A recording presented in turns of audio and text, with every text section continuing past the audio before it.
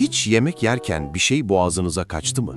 İşte o anda vücudunuzda saniyenin 1/10 içinde olanlar. Yemek parçası nefes borunuza yönelir yönelmez beyniniz alarm verir.